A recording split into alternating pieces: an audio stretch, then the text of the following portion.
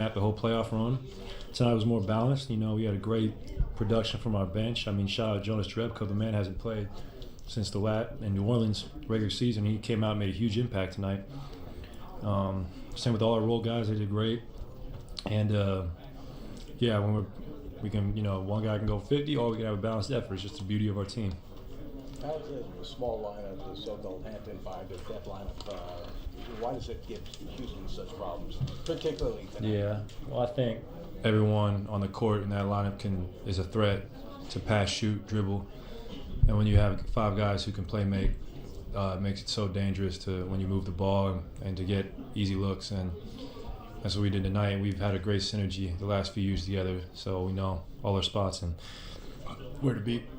After all the talk for days about the fouling, it seemed like the officiating was a very small factor in the game tonight. Are you guys happy with the way you played defensively? Yeah. In the playoffs, you can't be too picky. There's always room for improvement, but you just want to get that win.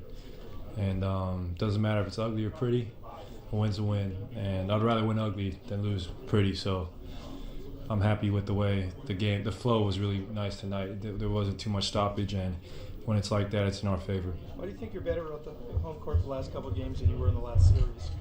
And how important is that when you have to go to Houston now? I think Houston's raised our awareness, our level of play. We respect them greatly, especially the battle we had last year in the 7-game series. So we want to take her home court because we don't want to give this team a game. That would give them a ton of confidence. And now the goal is to go steal one in Houston, protect our home court, which we did tonight, and go do our job down there.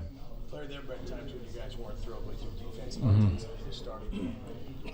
You guys forced 9 turnovers in the first quarter tonight, so you had to be very happy with you guys when it came out defensively.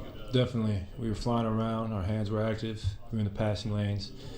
And when we do that, we get out of transition, and it's just so fun to be a part of. So it was a good effort all around. It's really the key to what makes this team go is that you get it going on the defensive end as well. 100%. When we get stops, we get to run. And when we're running, it's a thing of beauty. Did you have any question at all, any doubt that Steph would be back and be okay? No, I know how tough he is. I know he could, and especially it's not on his shooting hand, so I knew it wouldn't affect him too bad. And we wouldn't have been able to win that game without him, so I'm really happy he came out there. What kind of pressure does it put on Houston now going down 2-0, and how do you think that? Yeah. Well, honestly, I think we're the favorites, so they might have pressure, but they really have nothing to lose. I think they're going to play like that, and that's dangerous when the team has that confidence. So for us, we got to go down to Houston in Game 3 and set the tone early, not relax. It's human nature. Oh, we're up 2-0, we can relax, but nah, this team's too good to give them a game. So we want to go down there and, like I said, set the tone early. Team 12, 7 assists. Here he is after the Game 2 win. John Dickinson, 95-7 the game. Draymond, what has been the key defensively for you guys as far as slowing down the lob game with them to Capella? I think, it's always so tempting, once James get downhill to step up, but once you step up, they throw that lob to Capella, it's like a 90% shot for them. So you just got to trust your length. We got guys on James that has length. We got to trust that and then, pick and choose your spots. That's been key for us. We gave up a couple of them tonight that we shouldn't have, but they're great at that. So you're not just going to completely take it away every time, but as long as we can keep them to a minimum, it'll be good for us. Draymond, Mark Berman from Fox Houston. Can you take us through from your vantage point, what happened with James' injury, and you went up and chatted with him before he left the floor for a second? Could you tell us about that as well? We was fighting for a rebound, and I made a mistake and hit him in his eye. Just check on him. It's not about hurting anybody out here. I think so many times people forget, when a guy have an injury, you live that every day, every second of every day. It's not just about this game. So if his eye is messed up, he got to live that every day. And so just want to check on the guy, because at the end of the day, it's bigger than basketball when it comes to injuries. Fourth row, left-hand side. Ron Krejcik from the San Francisco Chronicle. You talked about the lobs to Capella, but what about the lobs you've thrown to Iguodala, Looney in the Clippers series? That play seems to have worked a lot for you guys. Could you describe what you see when you get the ball in that situation? I mean, I'm usually reading one defender.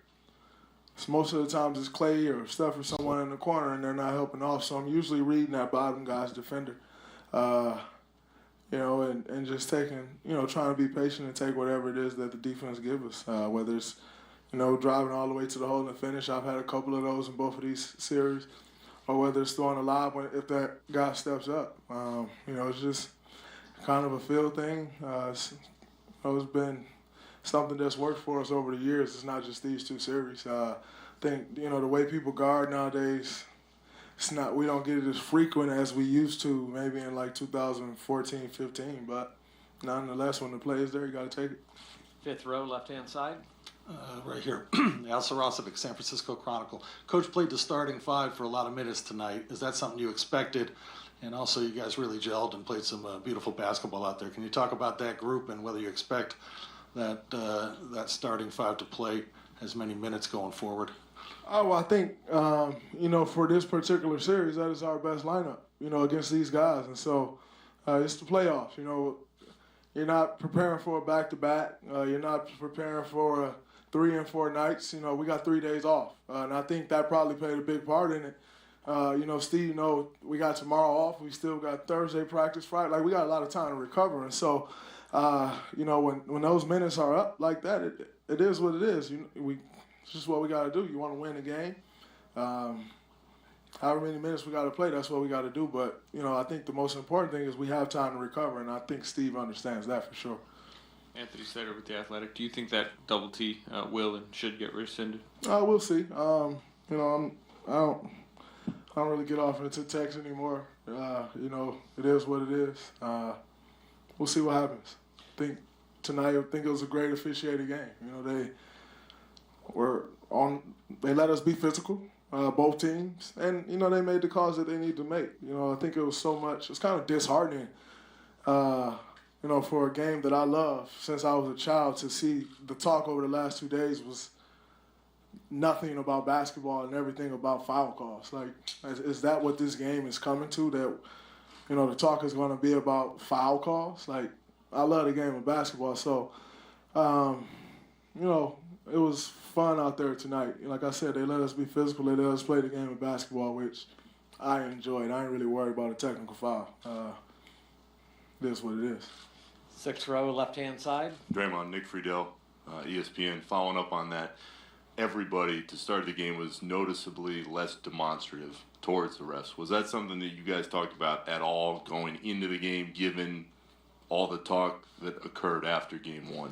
I think both teams just realized what the hell was going on the last 2 days. You can't really turn a blind eye to anything in today's day and age with social media and all these things. So everyone was aware of all the talk about officiating and about foul calls. Come out and play the game. And I think both teams did a great job of that. They weren't complaining about many calls. We weren't complaining about many calls because it's kind of embarrassing for the game of basketball. How much has been talked about fouls and officiating. Like, what about beating your man? What about stopping your man? No one talked anything about schemes the last 2 days. It's all been about foul calls. So I think both teams were just locked in on coming out and playing the game to the best of their ability, and you got to give credit to both clubs. Both teams did that. Second row, right-hand side. Draymond, Carl Bushak, 95-7 the game. You guys held the Rockets to 20 points in the first quarter after holding them to 19 in game one. How important has that been to be locked in from the tip? It's very important because that's a ball club that they get going, and they can become impossible to stop. So to start the game with that type of defensive intensity the way we did these last 2 games is key in being up 2-0 in the series. Sixth row, left-hand side. Draymond, your conditioning and your health seem to be in a really good place right now. Look like you're feeling really good out there. How much of a difference does that make into your game compared to especially last year? It makes all the difference. All this year, I don't think I was in great shape at all. And part of it was I wasn't healthy most of the year. So really just locking in and focusing on my body, getting it healthy and getting ready for this time of year has been important. And I feel great out there, and I think it's showing in my play. But, it's a long road for what we want to do. So just got to continue to do the things that I've been doing. and continue to try to bring it on the floor. But, health plays a big part in that, and, it feels good to be healthy. I haven't been healthy in a while, so, it feels good to step out there and not have an ache. Sometimes during the year, it's like the toe injury. Like every time you step on that toe, put pressure on it, it was killing me. And so you kind of dread going on the floor. It feels good to go out there and be healthy and play the game that I love, feeling with my body feeling good. Second row, left-hand side. Draymond, Mark, Medina Bayer in his group. You guys obviously have a lot of talent and experience, but tonight, what do you think was key in having so much balance, from production standpoint? I don't think anyone forced anything. When we needed Kevin to get buckets, he did that. When we needed Steph to control the offense, he did that. Klay got going. Andre started off the game. I think he had maybe the first 5 or 6 points. And so it's important because, when it's just one guy scoring or 2 guys, it allows the defense to kind of key on those guys. But when it's balanced like it was tonight, we're pretty tough to stop when it's going that way. Great, thank you. Appreciate that. Draymond Green, the small ball 5 in this so-called Hamptons 5 lineup. And for those of you who don't know why it's called the Hamptons 5, it's the 4 players who went to the Hamptons to convince Kevin Durant to come to Oakland as a free agent back in 2016. When they put Andre Iguodala in the lineup and take Andrew Bogut or whoever the center of the moment is out, that's the Hamptons 5. Why do they make sense in this particular series? Well, they hurt you in a variety of ways. But 2 of the things that they've been talking about in the press conference, the Capella lob game is minimized by Draymond being the 5-man and being up in the pick and roll. And now the passes are occurring above the 3-point line, as you see in the tape here.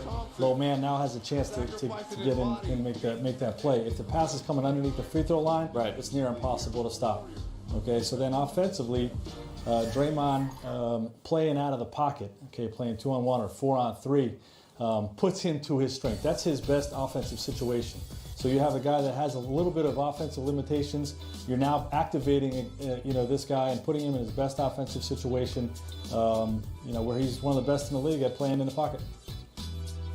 Well, let's remember that this lineup makes them a very quick basketball team. Yeah. So those 18 offensive rebounds happened because of the effort that they gave, but also because of the type of bodies that were out there. They got to the ball first when the ball was on the floor, and so important to wind up with 14 more field goal attempts. Iguodala and Draymond Green combined had 9 offensive rebounds in this game. And this is one great example of how much the game has changed in our lifetimes during your NBA careers as well, because not that many years ago, and in fact some matchups around the league now, if you put a 6'6" or 7 guy, Draymond Green, as your center out there, he's going to get posted up by a big, and the Rockets don't post up Clint Capella. It's not how they play. No, the whole game has changed since. Sure has. Not with you. You're more recent, but it has changed so much, and it really has changed your way of thinking at the defensive end of the floor, because with the rule changes that the NBA made, plus the offense